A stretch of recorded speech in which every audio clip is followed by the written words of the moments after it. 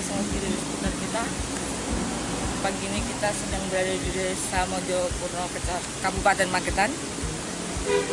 Hari ini kita akan berbincang dengan seorang pemerhati lingkungan mengenai limbah yang ada di Desa Mojopurno.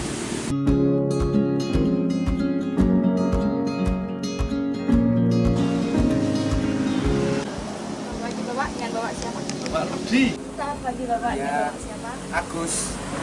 Kegiatan penyamaan di desa ini sudah berjalan berapa lama Bapak? Udah lama, udah puluhan tahun. Ya, saya masuk di desa ini 2006 ya sudah ada. Dengan adanya bau menyengat ya, Ya mengganggu sekali sebetulnya. Ya, sudah sering kemarin juga belum ada tindakan dari pemerintah. belum ada sama sekali. Pak Rudi, sebagai pemerhati lingkungan, apa sih dampak dari penyamaan kulit di desa ini?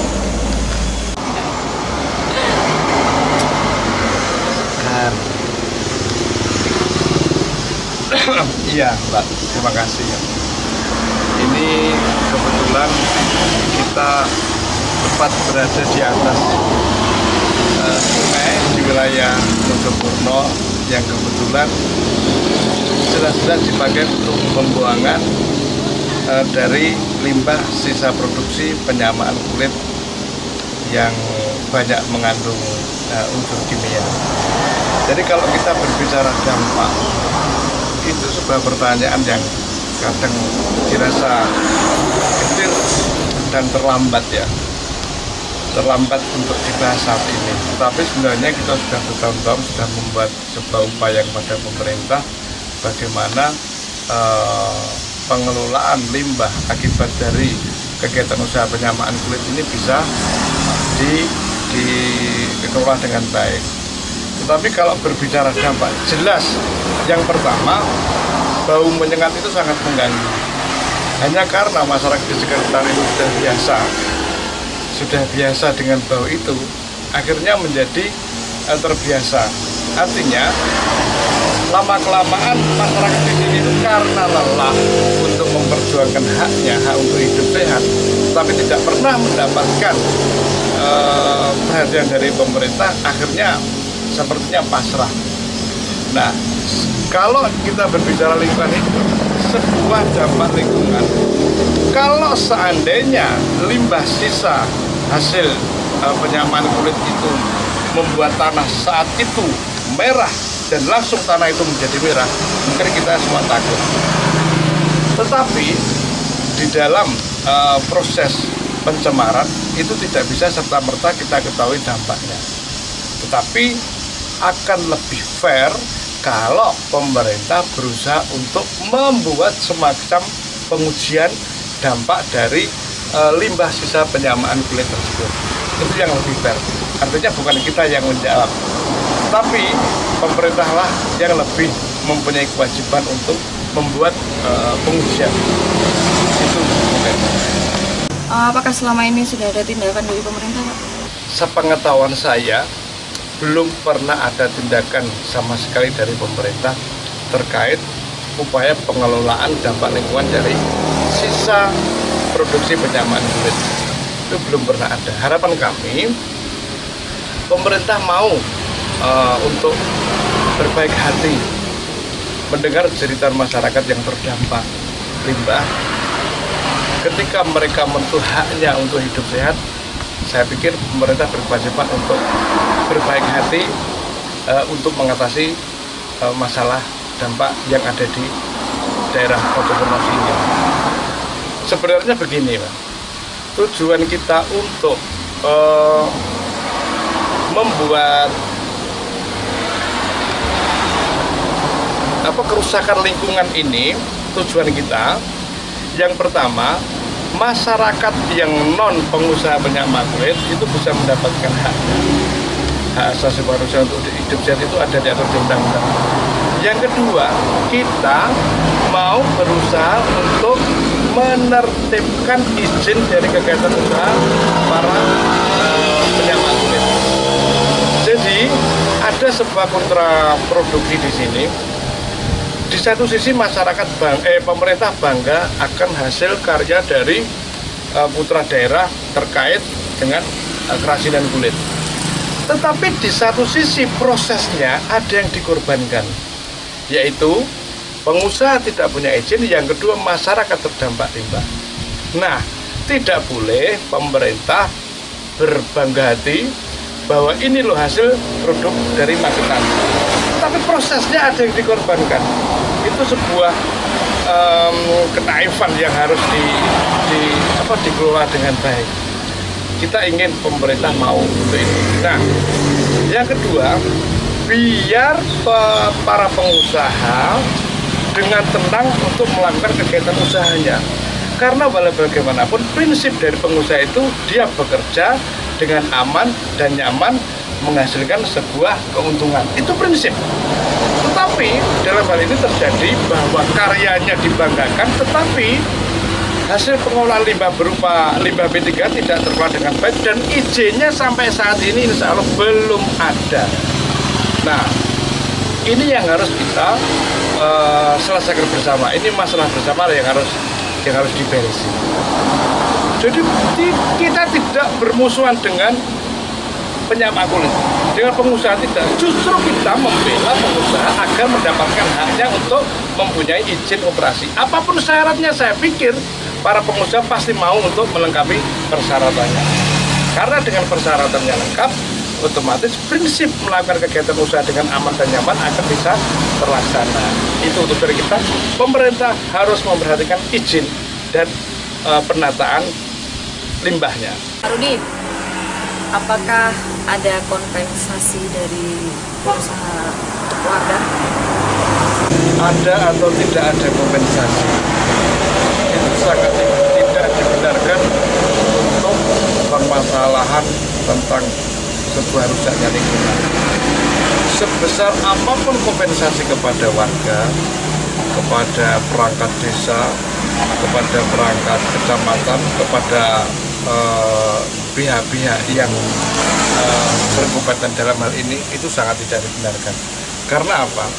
Sebesar apapun kompensasi yang diberikan atau yang dikeluarkan oleh pengusaha, sangat tidak akan membantu baiknya kembali lingkungan yang rusak. Jadi kompensasi dalam hal ini yang dikeluarkan oleh pengusaha adalah justru akan membuat rusaknya lingkungan berlarut-larut. Artinya tidak boleh ada kompensasi untuk sebuah kerusakan lingkungan. Sampai terjadinya seperti ini, Pak, siapa sih yang salah? Saat ini saya sebenarnya sama Mas Agus yang kebetulan Ketua Karang Taruna Desa, berusaha untuk mencoba meluruskan permasalahan. Jadi begini, tidak mungkin pihak pemerintah desa bahwa di daerahnya terjadi pelanggaran lingkungan yang diakibatkan oleh limbah sisa produksi penyaman kulit. Tidak mungkin tidak tahu.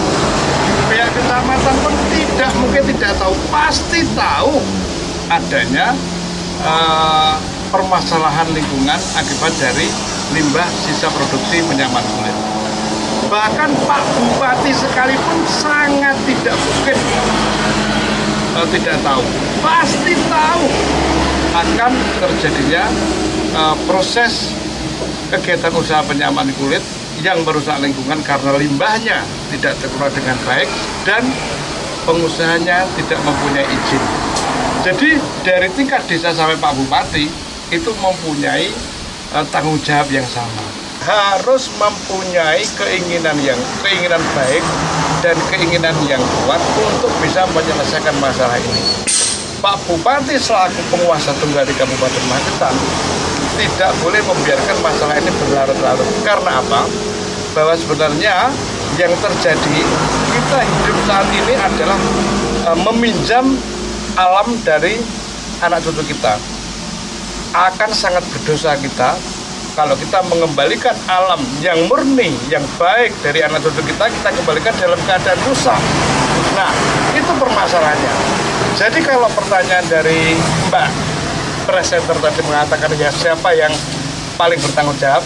Satu, Pak Bupati Magetan harus bertanggung jawab untuk bisa sesegera mungkin dengan keseriusan tinggi menyelesaikan masalah ini. Ini kan sudah terjadi puluhan tahun, Pak. Iya. Kira-kira nanti Pak Bupati bersedia tidak menyelesaikan permasalahan ini? Saya pikir Pak Bupati harus bersedia ya. Pak Bupati harus bersedia menyelesaikan permasalahan ini karena ini masuk kategori pelanggaran HAM, pelanggaran lingkungan. Masyarakat mempunyai hak untuk hidup sehat. Nah, kembali kepada Pak Bupati, ketika Pak Bupati mempunyai nurani, mempunyai rasa welas asih, saya pikir Pak Bupati pasti dengan segala kewenangannya akan segera menyelesaikan masalah ini. Pak Bupati itu sebenarnya tidak bingung, harusnya tidak bingung karena dia ada anggaran, dia ada fasilitas, dia ada orang-orang yang top untuk menyelesaikan masalah ini. Tinggal pemerintah coba diselesaikan masalah ini, itu selesai. Jadi tidak harus berkeringat, berdarah-darah ikut merasakan apa yang seperti dirasakan oleh masyarakat yang terdampak. Tidak, cukup pemerintah. Nah, mudah-mudahan dalam hal ini Pak Bupati yang terhormat mempunyai nurani, mempunyai welas asih untuk segera bisa menyelesaikan masalah ini. Ini berlarut-larut puluhan tahun sampai sekarang tidak bisa. Nah, ada sebuah pertanyaan besar. Kenapa dalam sekian pergantian pimpinan Kabupaten Magetan kok tidak pernah ada masalah? Kok tidak ada penyelesaian dari permasalahan ini? Padahal ini kasus ini luar biasa, tidak bisa dianggap sepele karena menyangkut nyawa, menyangkut lingkungan. Jadi saya pribadi dengan tulus sangat memohon kepada Bapak Bupati untuk segera bisa menyelesaikan masalah ini. Yang pertama, beri izin kepada para pengusaha yang melakukan kegiatan penyamaan, diberi fasilitas untuk membuat instalasi pengelolaan limbahnya. Yang ketiga, sehatkan masyarakat. Yang keempat, yang penting adalah kembalikan lingkungan seperti kita meminjam dari anak cucu kita. Kita pinjam baik, kita kembalikan baik. Ini air yang tadi kita ambil dari salah satu lokasi sungai hasil dari sisa penyamaan kulit. Tentu ada banyak kandungan kimia. Akan kita coba untuk kita uji labkan seperti apa, dan nanti sebagai bahan masukan kepada Pak Bupati bahwa ternyata kasus perusahaan lingkungan yang ada di Mojokerto sudah sampai ambang batas seperti ini. Itu bentuk upaya kita membantu pemerintah. Karena kalau kita berdiam diri atau pemerintah tidak menggandeng masyarakat atau lembaga atau apa gitu, itu artinya sombong. Pemerintah nggak boleh sombong, seolah-olah bisa dengan sendiri menyelesaikan masalah. Tapi peran serta masyarakat juga harus dilibatkan. Untuk masalah terjadinya pencemaran ini, saya pikir Pak Bupati harus kembali kepada prinsip dari leluhur kita, yaitu Magetan kumandang yen kabeh tumandang. Di situ tidak disebutkan Magetan kumandang yen pemerintah tumandang, enggak. Magetan kumandang yen LSM tumandang, tidak. Tetapi Magetan kumandang yen kabeh tumandang. Artinya apa? Diperlukan sebuah gotong royong untuk menyelesaikan masalah ini. Itu. Demikian bincang-bincang kita dengan salah satu warga di Mojokerto dan tokoh pemerhati lingkungan di Kabupaten Magetan. Saya Saufia Diva, pamit undur diri. Sampai jumpa di lain kesempatan.